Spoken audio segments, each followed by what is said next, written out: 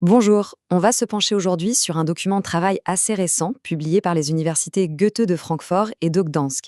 Il vient bousculer une idée bien ancrée en gouvernance d'entreprise, celle qui veut que les organisations apprennent de leurs crises. Cette analyse explore leurs conclusions en s'intéressant plus particulièrement à ce qui se passe au niveau du conseil d'administration. La question qui est au cœur de l'étude est donc la suivante. Les conseils d'administration apprennent-ils réellement quelque chose des incidents de cybersécurité? L'intuition, la sagesse conventionnelle, dirait que oui, évidemment. Mais voyons ce que les données nous disent vraiment.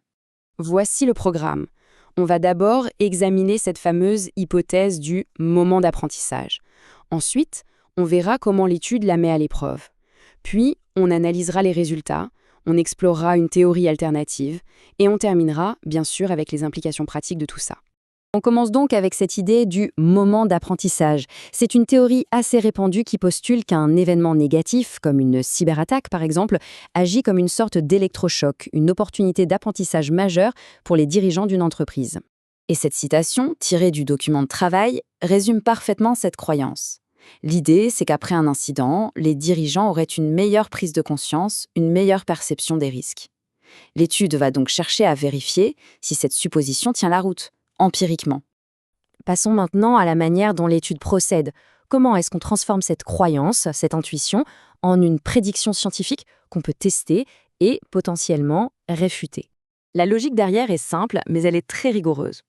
Pour qu'on puisse vraiment parler d'apprentissage, il faut qu'il y ait une preuve, une trace mesurable. Donc, en théorie, une exposition à un incident devrait mécaniquement augmenter le niveau de compréhension du cyberrisque au sein du conseil. Et voilà donc la première hypothèse formale de l'étude. Elle prend le contre-pied total de l'idée du moment d'apprentissage. Elle prédit qu'en réalité, il n'y a aucune corrélation, aucun lien entre le fait de subir un incident et le niveau de maîtrise du sujet par le conseil. Alors, que s'est-il passé? Est-ce que cette prédiction se confirme?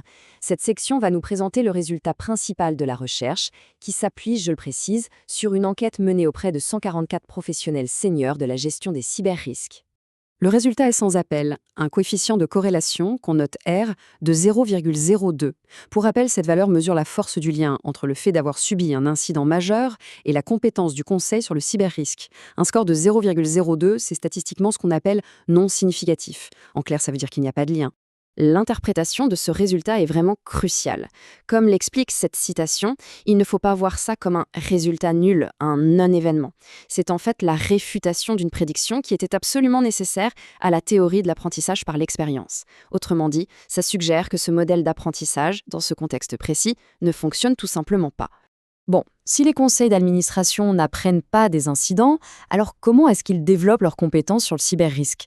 C'est là que l'étude avance une autre explication, le pouvoir de l'attention des dirigeants. Cette théorie alternative, c'est donc celle de l'apprentissage basé sur l'attention. L'idée ici, c'est que la vraie compréhension ne vient pas d'une réaction ponctuelle à un choc, mais plutôt d'un engagement proactif, soutenu, qui s'inscrit dans la durée. La deuxième hypothèse découle logiquement de cette idée. Elle postule que le vrai moteur de l'apprentissage, c'est l'attention de l'exécutif. Et cette attention, on peut la mesurer via deux variables clés, la priorité que le PDG accorde au sujet et le temps de discussion qui lui est consacré en conseil. Et là, les résultats parlent d'eux-mêmes. Le contraste est saisissant. On a d'un côté l'impact des incidents, avec une corrélation quasi nulle de 0,02, et de l'autre, on a la priorité du PDG, avec une corrélation de 0,63, et surtout le temps de parole en conseil, qui monte à 0,75. Il semble bien que les véritables leviers de l'apprentissage se trouvent ici. Mettons maintenant ces deux modèles d'apprentissage face à face pour bien voir la différence.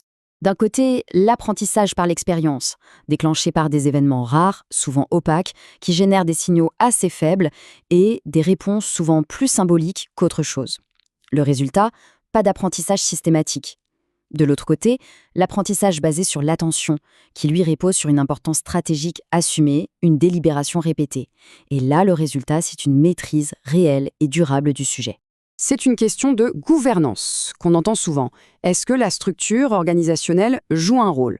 Par exemple, est-ce que le fait que le RSSI, le responsable de la sécurité des systèmes d'information, rapporte directement au conseil, change la donne? La réponse de l'étude est assez nuancée.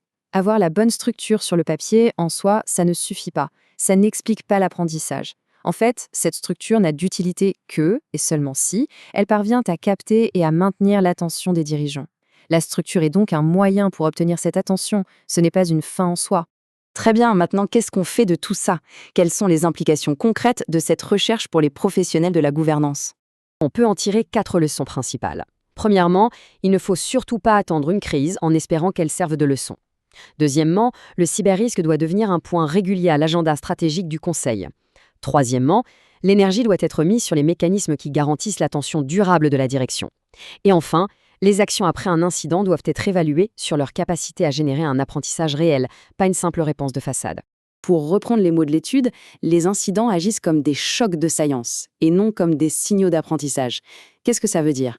Ça veut dire qu'ils génèrent une sorte d'agitation, une activité à court terme, mais sans pour autant renforcer la capacité d'analyse et de compréhension du conseil sur le long terme.